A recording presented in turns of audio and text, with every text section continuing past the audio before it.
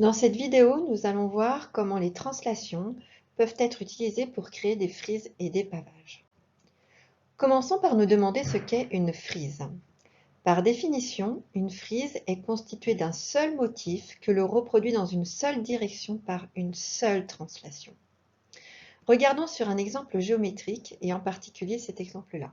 Nous avons un motif que nous allons reproduire par une translation dont la direction est horizontale, de la gauche vers la droite en se déplaçant de 3 carreaux. On peut obtenir un premier motif, un deuxième, un troisième, un quatrième et ainsi de suite. Ainsi, nous avons reproduit une frise par une translation.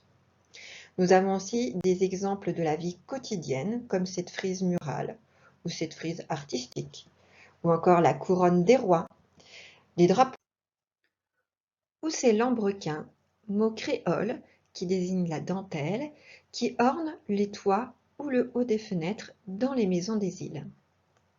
Regardons maintenant ce qu'est un pavage. Par définition, un pavage est constitué d'un motif que l'on reproduit cette fois-ci par deux translations et qui recouvre le plan sans trou ni superposition. Regardons un premier exemple géométrique.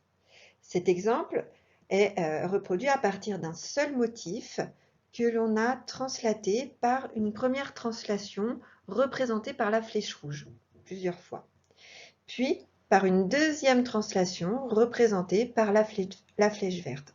On voit que ce motif est reproduit plusieurs fois sans se superposer et sans laisser de trous dans le plan.